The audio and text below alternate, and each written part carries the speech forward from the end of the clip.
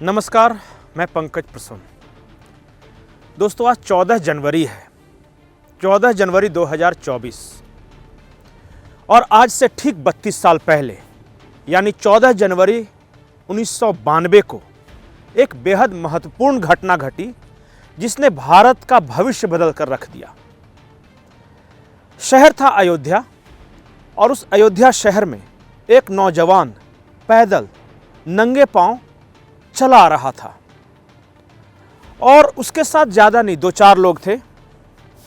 वो रामलला की मूर्ति के समक्ष आता है, वो प्रतिज्ञा करता है, भगवान राम की सौगंध खाता है और कहता है कि मैं दोबारा आपके दर्शन करने तभी आऊँगा जब आप भव्य मंदिर में विराजमान हो जाएंगे।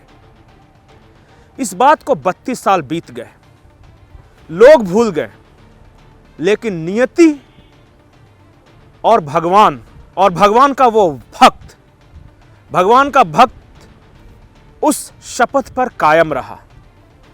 नियति उसे शपथ पूरा करने के लिए राम से मिलाती रही और भगवान राम मुस्कुराते रहे।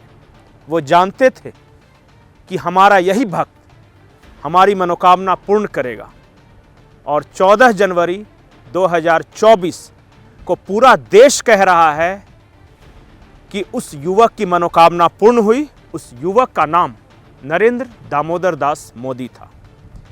पर कहानी महत्वपूर्ण नहीं है, इस शपथ के पीछे की कहानी ज्यादा महत्वपूर्ण है। वो कहानी क्या थी वो बताएंगे, लेकिन उससे पहले आप हमारे चैनल को सब्सक्राइब कर लें, एक वीडियो को लाइक कर लें।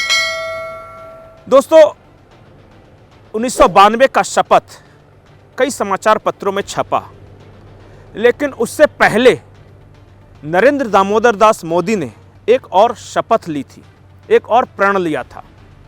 कहानी यूं है कि जब घर से भागकर या घर को त्याग कर नरेंद्र दामोदर दास मोदी हिमालय की कंदराओं में पहुंचे तो कुछ दिन तक उन्होंने तपस्या की। एक साधु महाराज थे, उनके शिष्य बनकर रहे और जगह जगह इन्होंने यात्राएं की पैदल, भगवा वस्त्र और कमंडल के साथ। जो इनके गुरुदेव थे, एक दिन उन्होंने इन्हें बुलाया और कहा कि बालक नरेंद्र, तुम कर क्या रहे हो? इनकी समझ में नहीं आया। बोले कि तुम्हारे पास 2 रास्ते हैं, अगर तुम तपस्या करो और तपस्वी जीवन जियो तो तुम ऋषि हो जाओगे, लेकिन नियति ने तुम्हें किसी दूसरी चीज के लिए चुना है से तुम इस दुनिया को त्याग कर वापस सांसारिक दुनिया में जाओ और वहां राज ऋषि कहलाओगे। अब इसे संयोग देखिए कि नरेंद्र मोदी वापस आते हैं और वहीं से नरेंद्र मोदी की यात्रा शुरू होती है। आरएसएस प्रचारक के तौर पर कैसे वकील साहब अहमदाबाद के बस स्टैंड पर उन्हें मिलते हैं, अपने साथ ले जाते हैं, फिर कैसे वो प्रचारक बनते हैं, महासचिव बनते हैं। नरेंद्र मोदी के साथ एक और बात है कि ये पहले ऐसे शख्स हैं जो विधानसभा में गए तो सीधे मुख्यमंत्री बनकर और लोकसभा में गए तो सीधे प्रधानमंत्री बनकर। इसके पहले इन्होंने मुख्यमंत्री बनने से पहले न विधानसभा का चुनाव लड़ा था और प्रधानमंत्री बनने से पहले न लोकसभा का चुनाव लड़ा था। कुछ लोग कहते हैं कि एक सिद्धि है नरेंद्र मोदी के पास कि जो चाहते हैं वो पा जाते हैं, और वो सिद्धि कहा जाता है कि उन्हीं गुरुदेव की दी हुई है कि जाओ नरेंद्र, जो तुम चाहोगे वो पूरा होगा। तुम चाहोगे तो इस देश के हर नागरिक की जेब से पैसे निकालकर उसे बदल दोगे। तुम चाहोगे तो असंभव सा लगने वाला राम मंदिर का निर्माण कार्य तुम्हारे प्रधानमंत्रित्व काल में पूरा होगा। तुम चाहोगे तो जम्मू कश्मीर से धारा 370 का खात्मा तुम्हारे अंडर होगा और तुम चाहोगे तो भारत आर्थिक महाशक्ति तुम्हारे नेतृत्व में ही बनेगा।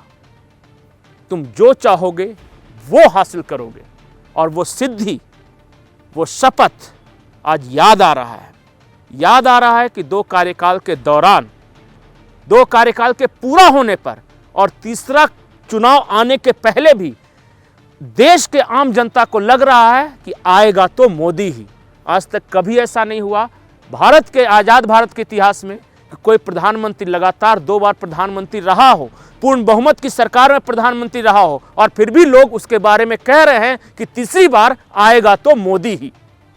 क्या यह सिद्धि है, क्या संकल्प है, या नियति ने नरेंद्र मोदी के तीसरे कार्यकाल के लिए कोई और बड़ी चीज तय कर रखी है? इंतजार रहेगा कि वो बड़ी चीज क्या है। 2024 के बाद मोदी भारत को ऐसा क्या देने वाले हैं, या भारत ऐसा क्या हासिल करने वाला है जिसकी सिद्धि नरेंद्र दामोदर दास मोदी को उनके गुरुदेव ने दी थी। नमस्कार।